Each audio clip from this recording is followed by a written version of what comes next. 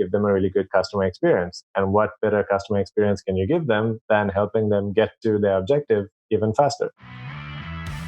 Welcome to Honest E-Commerce, where we're dedicated to cutting through the BS and finding actionable advice for online store owners. I'm your host, Chase Clymer, and I believe running an online business does not have to be complicated or a guessing game. If you're struggling with scaling your sales, Electric Eye is here to help. To apply to work with us, visit electriceye.io/connect to learn more. Now let's get on with the show.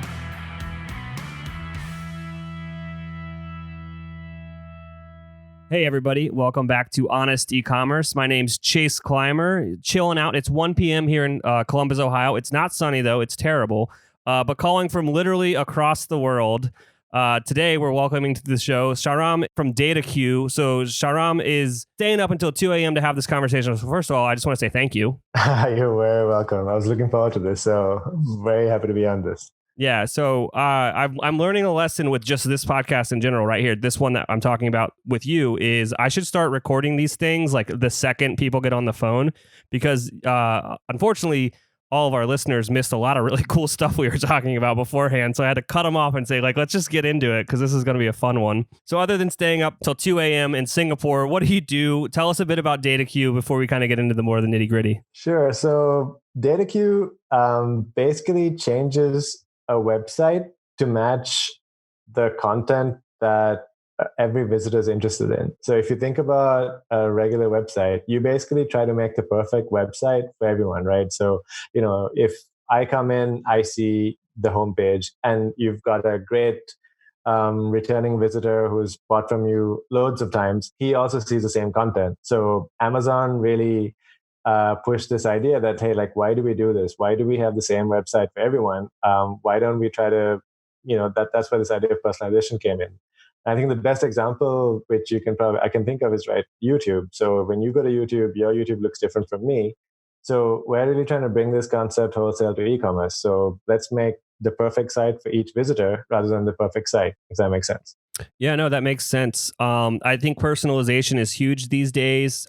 You see it in marketing automation where it's hitting people up with kind of more unique information that's like specific to their customer journey. So kind of taking that content and also putting it on a website is, obviously the next step. And is that what products like DataCue like help people do on Shopify stores? Exactly. I mean, I think what you're kind of getting at there is it's a bit of like a maturity curve, right? So I think we can already start by saying personalization is not for everyone. If you've got very few products or if you're just getting started out, like, personalization is probably the last thing you should be thinking about. You should be focusing on your basics like ads and things like that, getting a nice, speedy website done. But, just to get to your question, once you've got that, all your basics nailed down, then you can start thinking about, okay, so I'm getting all these visitors. How do I make more of them convert? And, one of the things which is pretty clear is, well, you give them a really good customer experience. And what better customer experience can you give them than helping them get to their objective even faster? That makes a lot of sense. And I like how you pointed out there that, like, don't jump into personalization if you're just getting started out, because you don't have enough data to do what it is these programs will do. Yeah. Is there like a certain threshold or traffic level that you kind of say, like, this would probably like be the borderline of like when you should start thinking about a product like this? Yeah, I mean, we recently changed our pricing to make it friendlier to everyone because unfortunately not many people like to listen to our advice. We keep getting people signing up who don't really have too many orders. So I think the first thing you want to do is to check whatever product that you're looking at from a pricing perspective. Does it give me a good return, right? So for instance, if you're going to be spending, I don't know, $100 a month on a personalization solution, you better make sure that app is going to give you at least $1,000, like a 10-to-1 ROI, just for it to make sense. Like, if you're just getting started, you're much better off spending that $100 on, maybe a little bit more ads or maybe a nicer theme or something like this. So typically what I'd say is the easy one is looking at products. So if you've got something like 10 products, which, a lot of successful businesses have, then you shouldn't go anywhere near personalization because you can just put all 10 products on your homepage and you're done. Mm-hmm. But if you've got a lot more, so let's say, like hundreds or thousands of SKUs, now personalization gets interesting. So now the second thing you got to look at is just your revenue. Like how much revenue are you currently making? If you're making something like 10K USD a month, I'd say that's a pretty good sign that you've got all your basics intact and you're looking to, and you're in a good place to, get to the next level. But if you're doing a little bit less than that, I think it's okay too. But if it's really just starting out, then I think I think the revenue is just a good proxy for whether you've got all your basics together. I think once you've got your basics together, that's a good time to get to personalization. Does that help? No, it does make help. And I think the one part they're just talking about is like, first of all, you got to have sales coming in. Yeah. Because without that, you can't really do anything. I think that like once you start hitting the multiples of 1,000 a month, now you've definitely figured out like your product market fit. Like you've got a product that people actually want at this point. Yes. So now you can make the experience better to try to increase it. So talking about personalization more, as I was listening to you, it kind of dawned on me that I feel like this is almost like an evolution of what people were doing when they were building out funnels with microsites. It's almost instead of building, an individual web page for each specific offer, Mm-hmm.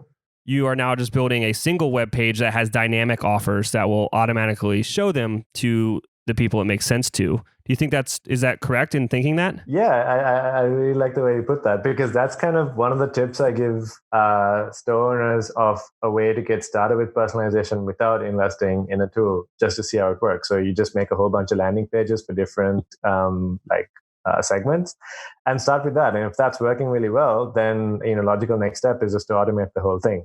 Like if you're a fashion store and you've predominantly got men and women coming in, there's really nothing stopping you right now to make a mystore.com/men, mystore.com/women, and just be personalized immediately there, right?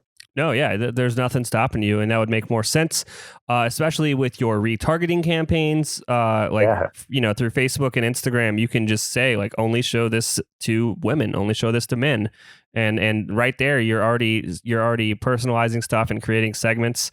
So right there, that is a golden nugget. Everyone should just go do that with their ads if they're not doing it right now. It's a quick and easy win.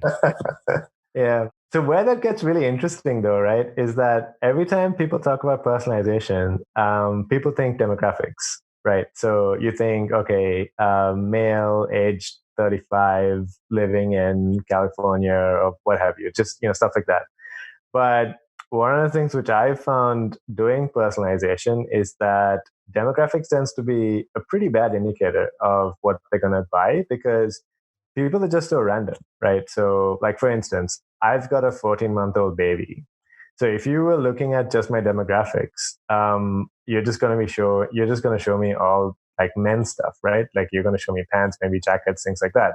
But maybe I'm just looking for something for my baby today. And so my behavior is going to be completely different, like to what you predict based on demographics.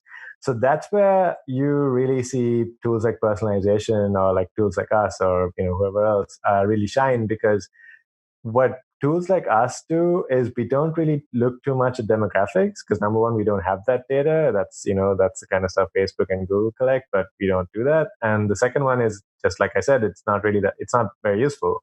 For me, it's much more useful to know that you came on the site and you search for, I don't know, baby diapers or something like that. And now I know, and I don't really care who you are. I just know that you're interested in purchasing something in this category. And now I can just personalize the whole experience in real time to that intent. Does that make sense?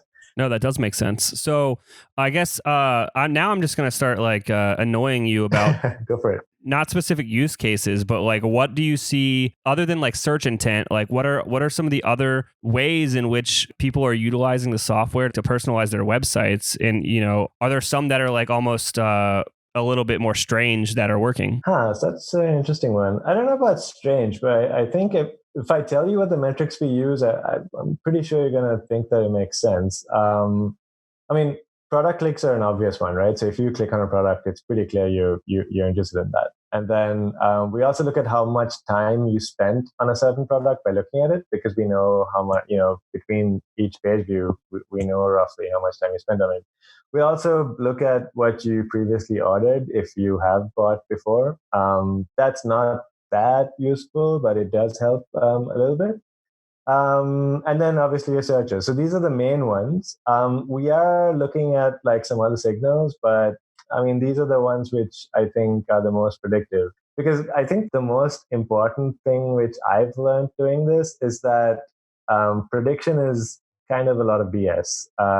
You can't really predict what someone's going to buy tomorrow. It's really hard because people are so random. Like I think you can do it in a little bit, but the most important thing which I found is to be real time.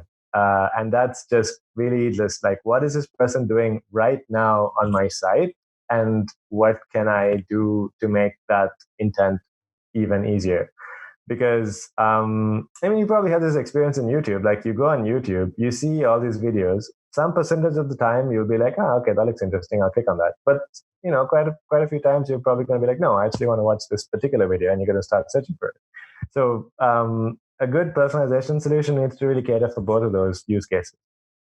Let's be honest today. All of your customers are going to have questions. And what are you doing to manage all those questions? Do you have a help desk for your business? One of our sponsors of today's episode is Gorgias, and Gorgias is the #1 rated help desk for e-commerce. It integrates seamlessly with Shopify. We have installed it on a bunch of stores. It's also used by brands like Movement and Rothy's. And what it does is it takes all of your customer insights and information, brings it into one amazing dashboard so you can solve their problem as quickly as possible.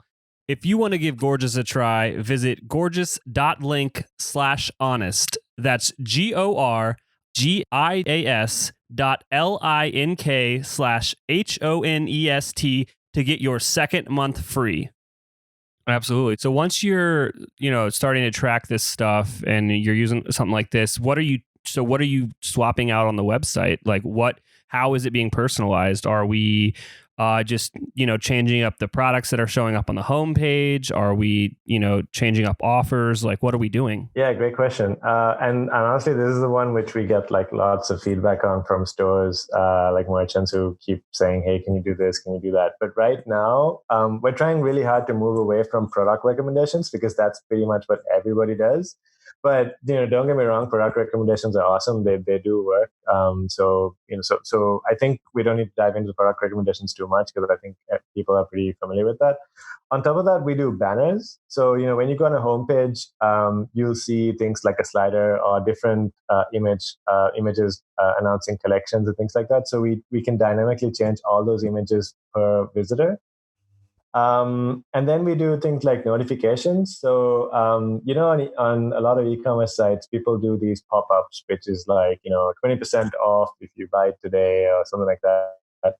I personally never really liked those. So this is a bit of a pet peeve of mine. So we made this thing where, when you go on Facebook and Instagram, you get a bell icon with notification of something you care about. So we sort of implemented the same thing with an e-commerce site. So if I went to a site last week and I looked at a product, and this week that same product is on discount, we'll put a little bell icon with a little red dot on it. So you click on it and you'll see that, that product you looked at last week, yeah, it's on discount today. So it's like a relevant notification that's personalized, but it's driving purchase urgency in a nice way. So we also do things like if you looked at a product, if it's out of stock, then like this week when it's back in stock, we'll give you an alert. And the same thing if it's low in stock, right? So that's something you probably care about because people generally tend to open a million tabs and look at the same product in lots of different sites. So I think it's interesting for customers to know that, hey, like that product you like, well, it's low in stock. So you might want to pull the trigger pretty soon. That's awesome. Those are amazing ways to try to push the needle forward. So with the personalization, I'm assuming it's tying it to IP addresses or whatnot. How long is that personalization around? Do you need to have their email? Do you need to have their what all information do you need? Can we do this with anonymous traffic and it'll remember what they were doing? Yeah, great question. I mean, DataCue is relatively new. I think we're about 1.5 years old, almost 2. And it's kind of in the aftermath of all the privacy stuff exploding, right? So I think as an industry, we've got quite a lot to do to get people's trust back. So we designed it to be pretty privacy conscious. So we don't track IP addresses or anything like that. All we do is we assign a random number to your browser. And so I don't really care that you're Chase. I'll just call you A1. And then I'll just know that A1 looked at this product or that product and things like that. So if you clear your cookies or you use another browser, we don't know it's you. But if you log in to Shopify, and then I can link that A1 to your email.